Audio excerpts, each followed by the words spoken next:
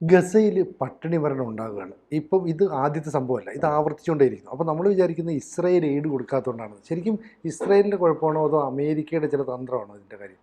ഇതിപ്പം ഗാസയിൽ നമ്മൾ കാണുന്ന സാധനം എന്ന് വെച്ച് കഴിഞ്ഞാൽ അത് അമേരിക്കയുടെ ഒരു ക്രൂരതയുടെ ഒരു മുഖമാണ് നമ്മൾ കാണുന്നത്. അപ്പോൾ നമ്മൾ ഈ അമേരിക്കയുടെ ഈ ക്രൂരത എന്ന് പറഞ്ഞു കഴിഞ്ഞാൽ അമേരിക്കയുടെ ക്രൂരത ഒരിക്കലും അമേരിക്കയിലൂടെ പ്രകടമാകത്തില്ല. അമേരിക്കയുടെ തന്ത്രം അമേരിക്കൻ ഡീപ് സ്റ്റേറ്റ് എന്ന് പറഞ്ഞ സംഗതി ഇപ്പോൾ ശരിക്കും പറഞ്ഞാൽ ട്രംപ് വന്നപ്പോഴത്തേക്കാണ് ഡീപ് സ്റ്റേറ്റിനെ കുറച്ച് എക്സ്പോസ്ഡ് ആയത്. പക്ഷേ എന്നിരുന്നാൽ പോലും ആ ഡീപ് സ്റ്റേറ്റ് ഇപ്പോഴും അവിടെ ഉണ്ട്, പണ്ടും ഉണ്ടായിരുന്നു സാർ. ശരിക്കും പറഞ്ഞാൽ ഒരു 47-ന് ശേഷം അല്ലെങ്കിൽ രണ്ടാം ലോക മഹായുദ്ധത്തിന് ശേഷം ഈ ഡീപ് സ്റ്റേറ്റാണ് ഈ കാര്യങ്ങൾ നിശ്ചയിക്കുന്നത്. അപ്പോൾ ഈ ഡീപ് സ്റ്റേറ്റ് നിശ്ചയിച്ച ആ പദ്ധതിയാണ് ഇപ്പം ഗസയിൽ നടക്കുന്ന സംഗതി. അപ്പോൾ അവിടെ ഇപ്പോൾ ശരിക്കും പറഞ്ഞു കഴിഞ്ഞാൽ ഇപ്പോൾ യൂറോപ്യൻ രാജ്യങ്ങളൊക്കെ ചിലത് ശ്രദ്ധിക്കുന്നുണ്ട്. ഇപ്പം ജർമ്മനി അങ്ങോട്ടുള്ള ആയുധ കയറ്റുമതിയൊക്കെ നിർത്തുമെന്നൊക്കെ പറയുന്നു. ഫ്രാൻസ് വളരെ പ്രകടമായിട്ട് പിന്നെ രംഗത്തേക്ക് വന്നിട്ടുണ്ട്. പക്ഷേ എന്നിരുന്നാൽ പോലും ഒരു ഫലപ്രദമായ ഒരു ഇടപെടൽ അന്താരാഷ്ട്ര സമൂഹത്തിന് ഇതുവരെ ഗാസയിൽ ചെയ്യാൻ കഴിഞ്ഞിട്ടില്ല. നമ്മുടെ ഒരു അന്താരാഷ്ട്ര ഏജൻസിയും ഒരു അമേരിക്കയുടെ താല്പര്യത്തിന് വിരുദ്ധമായിട്ടോ അതല്ലെങ്കിൽ ഇപ്പം എല്ലാ ഏജൻസികളും നിൽക്കുന്നത് മനുഷ്യാവകാശവും മറ്റ് ഒരുപാട് മാനുഷിക വിഷയങ്ങൾ ഉയർത്തി കാണിച്ചുകൊണ്ടാണ്. അങ്ങനെ ഒന്നും ചെയ്യാൻ പറ്റില്ല എന്നുള്ളതിൻ്റെ കൃത്യമായൊരു ഉദാഹരണമാണ് ഗാസ എന്ന് പറയുന്നത്. കാര്യം അമേരിക്ക ഇല്ലാന്നുണ്ടെങ്കിൽ ഇസ്രായേലിൽ നെതന്യാഹുവിന് നിലനിൽപ്പില്ല. അപ്പോൾ അമേരിക്കയുടെ ആ ഒരു താല്പര്യമാണ് ഇപ്പോൾ ഈ പറഞ്ഞതുപോലെ നമ്മളിനി അന്വേഷിക്കേണ്ടിയിരിക്കുന്നത്. ഈ ഹമാസിൻ്റെ ആക്രമണം പോലും ശരിക്കും പറഞ്ഞു കഴിഞ്ഞാൽ CIA പ്ലാൻ ചെയ്തതാണോ എന്ന് നമുക്കിപ്പോൾ സംശയം തോന്നുന്നു. കാരണം ഇപ്പം ഗസ പിടിച്ചെടുക്കാനായിട്ട് നെതന്യാഹു തിരിച്ചിട്ടുണ്ട്. അതോടൊപ്പം തന്നെ അത് റിസോർട്ടാക്കി മാറ്റുമെന്ന് ട്രംപും പറഞ്ഞിട്ടുണ്ട്. അതെ. അപ്പോൾ ഇപ്പോൾ ഉള്ള ഒരു പ്രശ്നം എന്ന് വെച്ചാൽ ഇപ്പോൾ അവിടുത്തെ ഏറ്റവും ശരിക്കും പറയാൻ നമ്മുടെ കേരളത്തിൽ പോലും മാധ്യമങ്ങളോ ഒന്നും അതിൻ്റെ ഒരു സീരിയസ്നെസ്സിൽ അതിൻ്റെ ഒരു തീവ്രത നമ്മളിലേക്ക് അത് പകർന്നിട്ടില്ല, പകരാൻ പരാജയപ്പെടുന്നു. ഒരു പക്ഷേങ്കിൽ അവിടുത്തെ കൊലപാതകവും പട്ടിണിമരണവും ഒക്കെ ഒരു സ്വാഭാവികമായ സംഭവമായി മാറിയതിൻ്റെ പേരിലായിരിക്കാം. കാര്യം അവിടെ ഈ കുട്ടികളുടെ കോലം കാണുന്നു. ഈ ന്യൂട്രീഷൻ ഇല്ലാതെ, ഭക്ഷണമില്ലാതെ ഒരു മനുഷ്യക്കോലങ്ങളായിട്ട് നമുക്കതിനകത്ത്. അതുമാത്രമല്ല ഞാൻ ഇന്നൊരു ടെലിവിഷനിലൊരു ദൃശ്യം കണ്ടു. ഒരു എല്ല് മാത്രമേ ഉള്ളൂ ഒരു കുട്ടിക്ക്. എന്നിട്ട് അതിൻ്റെ അമ്മ അതിനെ തുടയ്ക്കുകയും പരിചരിക്കുകയും ചെയ്യുന്നു. അവരുടെ അവസ്ഥ വളരെ പരിതാപകരമാണ്. അതിനെ തുടയ്ക്കുകയും പരിചരിക്കുകയും ചെയ്യുന്നു. ആ സ്ത്രീയുടെ മുഖത്തൊരു നിർവികാരതയാണുള്ളത്. തൻ്റെ മകനാണ് ഈ ഒരു അവസ്ഥയിൽ കിടക്കുന്നത് എന്ന് നമുക്കത് കാണുമ്പോൾ അത് വല്ലാത്തൊരു അവസ്ഥ തോന്നുന്നു. പക്ഷേ ഈ സ്ത്രീക്കത് തോന്നുന്നില്ല.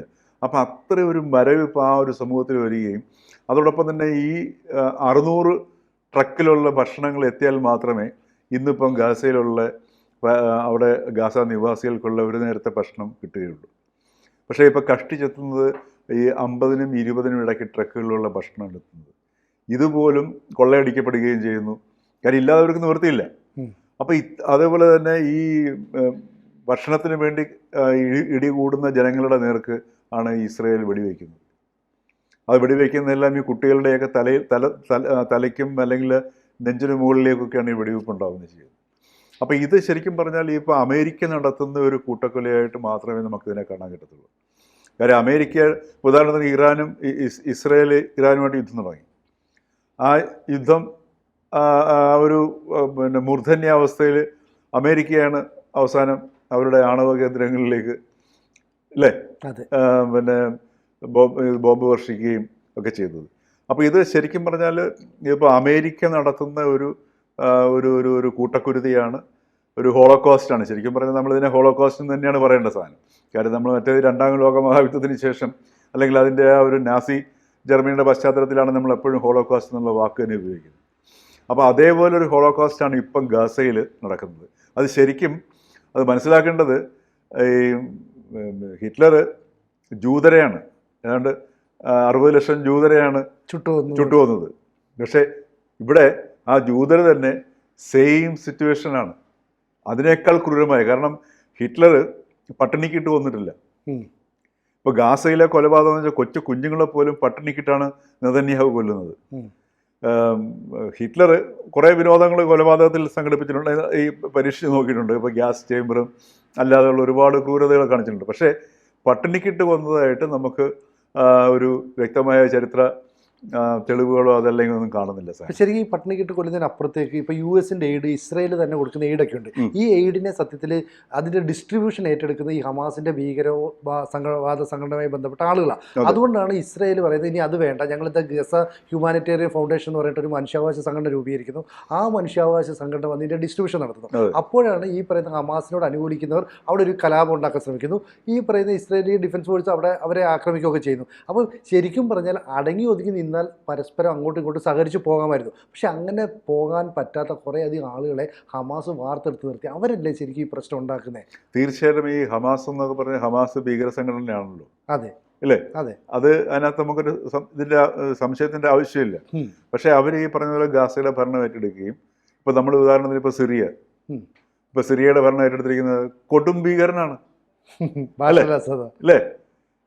ആ കൊടും ഭീകരന് ഇപ്പോൾ അമേരിക്കൻ പ്രസിഡന്റ് വന്ന് കൈ കൊടുത്ത് അവർക്കും മറ്റേ ട്രംപ് താരിഫ് കുറച്ച് കൂട്ടി കൊടുത്തിട്ടുണ്ട്. അല്ല, ഈ ബാഷർ അസാദും ഇതുപോലൊരു ക്രൂരനായിരുന്നില്ലേ? പിന്നീടല്ലേ അൽഷൂറ എന്ന് പറയുന്ന പുതിയ ആൾ വരുന്നത്. ഒരാൾ എക്സ് മാറി വൈ വന്നാലും സംഭവം തന്നെയാണ് സാധനം. അപ്പൊ ഇവിടെ എല്ലാം അമേരിക്കയുടെ താല്പര്യമാണെന്ന് നോക്കി നമുക്ക് കാണാൻ പറ്റും അല്ലേ? ഇപ്പം അമേരിക്കൻ മിലിറ്ററി ബേസ് അവിടെയുണ്ട്, സിറിയയിലും ഉണ്ട്. അപ്പോൾ സിറിയയിലും ഒരു പണ്ട് ഈ പറഞ്ഞ പോലെ കുർദുകളെ ഇവർ സഹായിച്ചുകൊണ്ടിരിക്കുകയായിരുന്നു, ആയുധം കൊടുത്തു അല്ലാതെ. അപ്പോൾ ഇത് എവിടെ നോക്കിക്കഴിഞ്ഞാൽ ഇപ്പോൾ അതായത് 80 രാജ്യങ്ങളിൽ, ഇന്ന് ലോകത്തിൽ ഏതാണ്ട് 195 രാജ്യങ്ങളുള്ളതിൽ 80 രാജ്യങ്ങളിൽ പ്രധാനപ്പെട്ട 80 രാജ്യങ്ങളിൽ ഇവരുടെ മിലിറ്ററി ബേസ് ഉണ്ട് അമേരിക്കയുടെ. അപ്പോൾ ഈ ഒരു രീതിയിലുള്ള ഒരു താല്പര്യമാണ്. ഇത് നമുക്ക് പലർക്കും അറിയുന്നില്ല സാധനം. അപ്പോൾ ആ ഒരു പശ്ചാത്തലത്തിൽ നമ്മളിതിനെ കാണുന്നത് ശരിക്കും പറഞ്ഞു കഴിഞ്ഞാൽ ഈ അമേരിക്ക, ഇപ്പം നമ്മൾ പോലും ഇപ്പോൾ കേരളമൊക്കെ അതിൻ്റെ ഈ അമേരിക്കയുടെ തന്ത്രങ്ങളുടെ ഏറ്റവും വലിയ ഇരയാണ്. കാര്യം ഈ അവരുടെ താല്പര്യങ്ങൾക്ക് വേണ്ടി കടത്തിവിടുന്ന ബൗദ്ധിക സാധനങ്ങളുണ്ടല്ലോ. നമ്മുടെ ഇപ്പോഴത്തെ ഏറ്റവും വലിയ സംഭവം പൊളിറ്റിക്കൽ കറക്റ്റ്നെസ്, അത് എവിടെ നിന്നാണ് കയറ്റുമതി ചെയ്തിരിക്കുന്നത്? അവിടുന്ന് വന്നതാണ്. അതേപോലെ തന്നെ നമ്മളിവിടുത്തെ ബുദ്ധിജീവികളും മാധ്യമങ്ങളൊക്കെ ഉപയോഗിക്കുന്ന സംഗതിയാണ് പോസ്റ്റ് ട്രൂത്ത്. അതെവിടെ നിന്ന് കയറ്റിവിട്ടതാണ്? അവിടുന്ന് കയറ്റിവിട്ടതാണ്. അതേപോലെ ജെൻഡർ ഇക്വാളിറ്റി. ഈ ജെൻഡർ ഇക്വാളിറ്റി എന്ന് പറഞ്ഞാൽ കേരളത്തിൽ വിശേഷിച്ച് അതെനിക്ക് തോന്നുന്നു ലോകത്തിൽ ഏറ്റവും കൂടുതൽ ജെൻഡർ ഇക്വാളിറ്റിയെ കുറിച്ചിട്ട് ചർച്ച ചെയ്യുന്നതും ഇപ്പം അതിനുവേണ്ടി കഴിഞ്ഞ 3 ആഴ്ചയ്ക്ക് മുമ്പ് നമ്മുടെ ഉന്നത വിദ്യാഭ്യാസ വകുപ്പ് മന്ത്രി കൊച്ചിയിൽ വന്നിട്ടൊരു അതിൻ്റെ ഒരു ഒരു കോഴ്സ് ആരംഭിച്ചിട്ടുണ്ട്.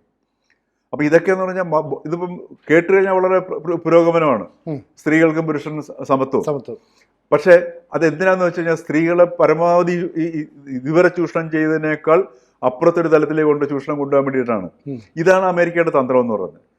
അപ്പോൾ അമേരിക്ക നമ്മളെ രക്ഷകനായിട്ട് ഇങ്ങോട്ട് വരികയും അല്ലെങ്കിൽ നമ്മളെ കൊണ്ട് അമേരിക്ക മുമ്പോട്ട് വയ്ക്കുന്ന ഒരു ആശയത്തെ ആലിംഗനം ചെയ്യിക്കാൻ നമ്മളെ പ്രാപ്തനാക്കും. ആലിംഗനം ചെയ്ത് അതാണ് സുഖമെന്ന് കരുതിയിരുന്ന് നമ്മൾ ഈ തീരാൻ പോകുമ്പോഴാണ് തിരിച്ചറിയുന്നത്. അതേ അവസ്ഥ തന്നെയാണ് ഇപ്പോൾ ഗാസയിൽ നടക്കുന്ന സാധനം. അല്ല, ഈ അമേരിക്കയുടെ ഈ നീക്കം കൃത്യമായിട്ട് ഇപ്പോൾ യൂറോപ്യൻ യൂണിയൻ ഇപ്പം എന്തുകൊണ്ടാണ് ഫ്രാൻസ് നേരിട്ട് വന്ന 2 നേഷൻ എന്ന് പറയുന്നത്? അല്ല, 2 രാജ്യം, പലസ്തീനും വേണം ഇസ്രായേലും വേണം. പക്ഷേ ഇത് ഇപ്പോൾ ഇനി ഇസ്രായേൽ അംഗീകരിക്കില്ല. മാത്രമല്ല കാനഡയും അതേ നിലപാടെടുത്തു, UK ഇതേ നിലപാടെടുത്തു. UN നടക്കുന്ന വാർഷിക സമ്മേളനത്തിൽ ഞങ്ങളത് പറയുമെന്നും പറഞ്ഞു. അപ്പോൾ അമേരിക്ക എന്ത് നിലപാടെടുക്കുന്നോ അതിന് ഘടകവിരുദ്ധമായിട്ട് നിലപാടുമായിട്ട് യൂറോപ്യൻ രാജ്യങ്ങളോട് വരുമല്ലേ? പിന്നെ അമേരിക്കയ്ക്ക് ഈ സാധനമൊക്കെ നടപ്പാക്കാൻ പറ്റുമോ ഇനി? അല്ല, അതാണ് ഇപ്പോൾ അമേരിക്കയുടെ ഈ മിലിറ്ററി പവർ എന്ന് പറഞ്ഞാൽ ചെറുതല്ല. ഇപ്പം ഈ നാറ്റോ ശക്തി തന്നെ, അതിനകത്തുള്ള ശക്തി അമേരിക്ക തന്നെയായിരുന്നു അല്ലേ? ഇപ്പൊ യൂറോപ്യൻ രാജ്യങ്ങൾ ഇനിയിപ്പോൾ യൂറോപ്പ് വേറൊരു അവസ്ഥയിലേക്ക് പോവുകയാണ്. അവരുടെ ഡിഫൻസ് എക്സ്പെൻഡിച്ചർ ഭയങ്കരമായിട്ട് കൂട്ടാൻ തീരുമാനിച്ചു.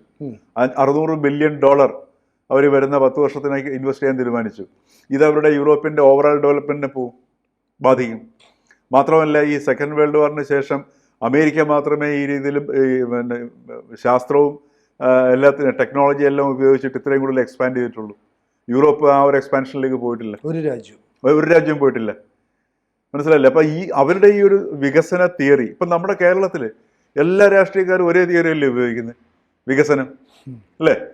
അപ്പം ഈ ഒരു രീതിയിൽ ഓരോ സ്റ്റോറീസ് അവർ ക്രിയേറ്റ് ചെയ്യുന്നു, അത് മാർക്കറ്റ് ചെയ്യുന്നു, അവരുടെ താല്പര്യം സംരക്ഷിക്കുന്നു. ഇപ്പം ഈ പറഞ്ഞതുപോലെ ഇപ്പം നേരത്തെ സുനിജ് പറഞ്ഞില്ലേ, ഇപ്പം ഈ എയ്ഡിൻ്റെ കാര്യം പറഞ്ഞില്ലേ, അത് ഹമാസിൻ്റെ കയ്യിലേക്ക് പോകുന്നു. ആ ഹമാസിൻ്റെ കയ്യിലേക്ക് പോകുന്നു. അതൊക്കെ അതിൻ്റെ പിന്നിലുള്ള തന്ത്രങ്ങൾ നമ്മൾ കാണാഞ്ഞിട്ടാണ്.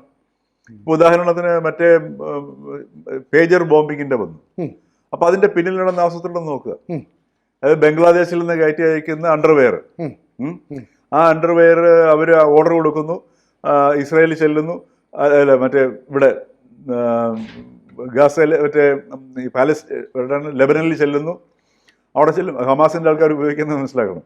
അപ്പോൾ അതിൻ്റെ പ്ലാസ്റ്റിക്കിനകത്ത് ക്വാളിറ്റി കുറവ്, ഉടനെ ഒരു പ്ലാസ്റ്റിക് സപ്ലൈ ചെയ്യാമെന്ന് പറയുന്നു, അതിനകത്ത് ഈ സംഗതി കയറ്റി വയ്ക്കുന്നു. അപ്പോൾ ഇത്തരത്തിലുള്ള പ്ലാനിങ് ആണ് ഇതിൻ്റെ പിന്നിൽ. ഇപ്പം ഇതെല്ലാം നടത്തുന്നത് ഈ മറ്റേ ഇസ്രായേലിൻ്റെ നമ്മുടെ ഇതുണ്ടല്ലോ ഏജൻസി, നമ്മുടെ മൊസാദായിരുന്നു അതിൻ്റെ പിന്നിൽ. അപ്പം ഈ രീതിയിൽ അപ്പം അമേരിക്കയുടെ താല്പര്യങ്ങൾ മൊസാദിലൂടെ ഇസ്രായേലിലൂടെ നടപ്പിലാക്കിക്കൊണ്ടിരിക്കുകയാണ്.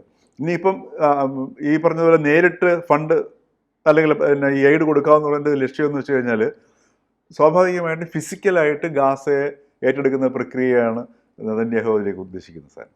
അപ്പോഴേക്കും ഈ പറഞ്ഞ പോലെ ഇപ്പോൾ അവിടെ ഗാസയിൽ ഇപ്പം തന്നെ 10 ലക്ഷം ആൾക്കാരവിടെ ഉണ്ട്.